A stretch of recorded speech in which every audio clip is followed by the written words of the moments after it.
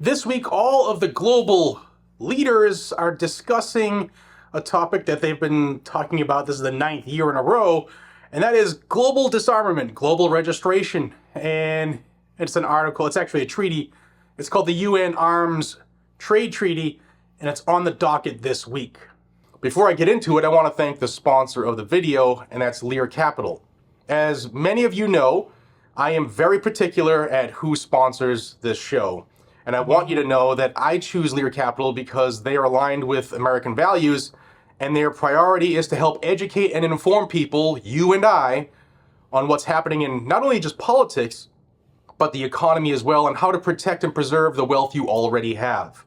They also have a must-read report called The Tipping Point that explains why our American financial system is broken, how the US dollar is on its way to being extinct, and the plan for countries to move out from under the US dollar with a new gold-backed currency. Will the dollar die and force us to use a digital currency? What will this mean for gold and silver? There's a lot of great insider information in this new report, and it's free. So don't wait. Do what I did and ask all the questions you could possibly think of. Write them down. Learn and absorb the knowledge so that you can decide what's right for you and your family.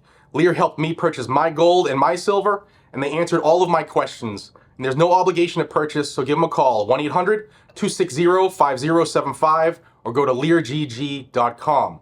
Learn about gold-backed IRAs or 401ks, or how storage works if you don't want to take possession of your physical gold and silver like I did. Now, Lear will give Guns and Gadgets viewers $250 in their account today, and will tell you how you can qualify and receive up to $15,000 in free bonus medals. All right, guys and gals, give them a call at 1-800-260-5075, or head over to leargg.com. And thanks to Lear Capital for sponsoring this video. Hey guys, welcome back to the channel. My name is Jared. This is Guns and Gadgets, and if you want Second Amendment news every single day, just the facts, no filter, straight to you, then subscribe to Guns and Gadgets. I have the information on this channel posted every single day, probably twice a day on average, so check back often. There's a lot of information floating around, and our attempt to stop the infringement never ends. So stay tuned and join this growing freedom family by hitting that subscribe button down below. Let's jump into this. So I haven't talked about this topic for about a year because they haven't been, it hasn't been on the docket, right? So all of the UN nations are meeting this week in Geneva, Switzerland, and on the docket is this UN Arms Trade Treaty. Now, it's taken me a couple of years to kind of get a grasp of what this trade treaty actually looks to do. And I'm going to show you the key parts of the trade treaty so that you know exactly what's in it, and then I'll pin it down below if you want to read the rest for yourself. Now, they're selling this, the big countries, the people, the globalists, the people who want a global government, right? The New World Order, this is what they're pitching. And they say that this is to control the, international trade between nations of military weapons, tanks, jets, missiles, etc. However, there is a part of this that says small arms. And what do you and I carry? Small arms. And while I'm going to say right now in front of everybody that there is nothing that can be put pen to paper that supersedes our United States Constitution, nor undermine our Second Amendment right. Nothing. I don't care what people in France think. I don't care. I don't care what people in Uganda think. I don't even think they're a UN country, but whatever. Don't care. But I want everybody to be aware of this because this could pose problems if it is allowed to get ratified. All right, so this was first, this whole thing was first thought about in, I think it was 2012, 2013, right around that time. Hillary Clinton was Secretary of State, so that tells you when this took place. And the following year, it was signed under Barack Obama's presidency via Secretary of State John Kerry. So that gives you the timeline, right? Hillary had just left. She was part of the negotiation of this worldwide disarmament program. And John Kerry had taken over, and he's the one who actually signed the United States on this. Now, there are 113 states that have ratified this treaty, and 28 other states that have signed on to the treaty but have not ratified it yet. And the United States is one of those 28. And the other countries are really pissed off about that, and they're trying to trade this. They're trying to change the fact that we're not ratifying the trade treaty this year. So some more timelines, so you're up to date here, okay? This is a treaty. It's not like a bill that dies every session of Congress. This is just there, unless it's formally disposed of. And Donald Trump in 2017 unsigned the United States from the treaty. However, it's still there. But Biden can re-sign it or have the Secretary of State re-sign it right now.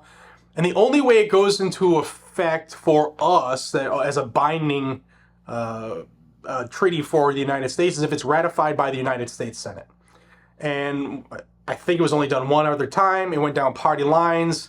And it was like 53 senators who didn't want this signed and ratified, so it died.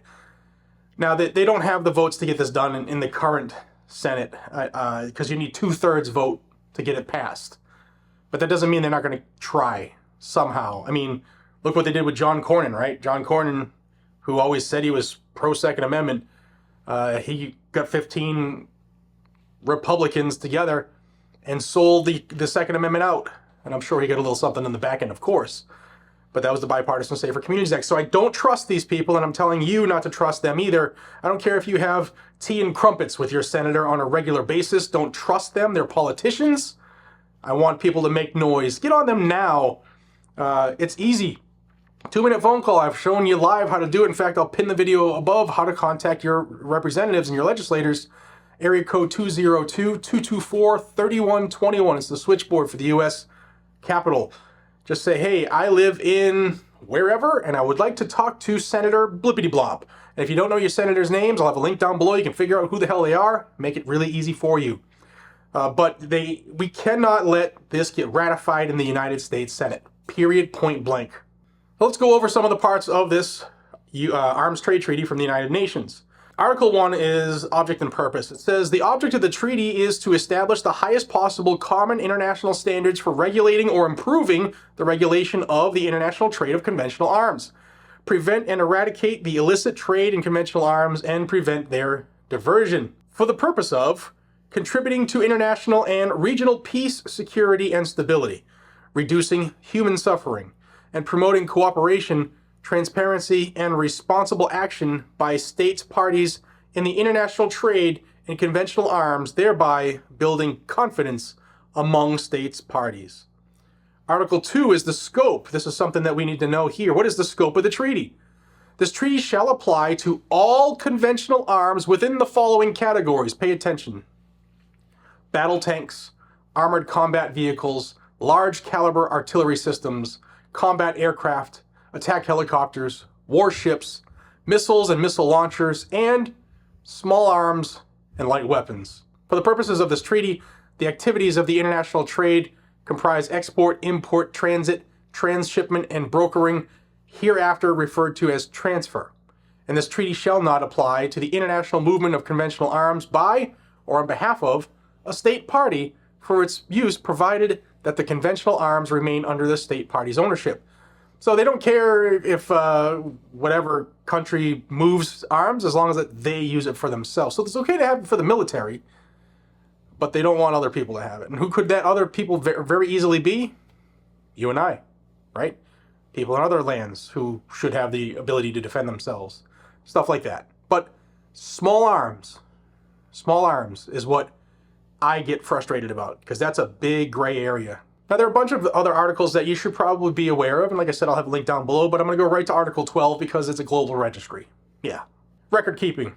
Each state party shall maintain national records pursuant to its national laws and regulations of its issuance and export authorizations or its actual exports of the conventional arms covered under Article 2.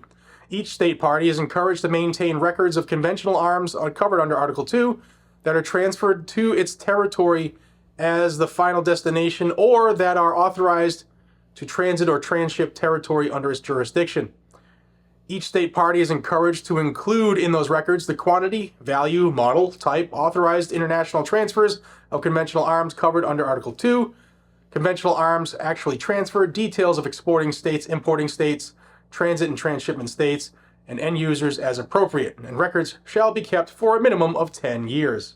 Then there's two sections, one on international assistance and one on international cooperation, and how all of the states who sign on to this are going to work together harmoniously to help each other financially, disclose information, and check this out.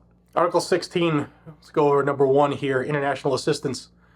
In implementing this treaty, each state party may seek assistance, including legal or legislative assistance, institutional capacity building, and technical, material, or financial assistance.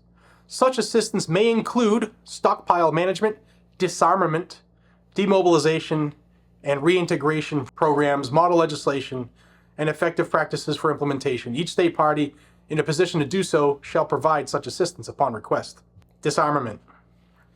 So, while I believe that this treaty is being done for those rogue nations, right? I think they probably had good things in mind, you know, for those nations, you name them here, Iraq, Iran, whatever one is the hot topic right now, where they can't get them under control. Well, they're going to use the rest of the world to put pressure on them, and in theory go in and disarm them, which will cause a war.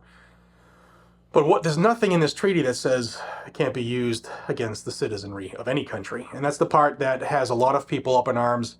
I got a lot of people that have sent me messages. Hey, Jared, did you know this is happening this week? Yes, I did. But I figured enough people are interested. I'll do a video, let you guys know about it. They are meeting this week in Geneva. And if you feel up to it and you want to educate your senator, give them a yell, 202-224-3121. Tell them absolutely under no circumstances should they have any interest in ratifying the UN Arms Trade Treaty, because it could actually attempt to undermine the Second Amendment and the Constitution of the United States. And we do not follow any other country's treaties. Until we see each other again, y'all be safe, stay vigilant, carry a gun to keep you, your friends, your family, your community safe. I appreciate y'all. I will see you on the next one. Have a great day. Take care.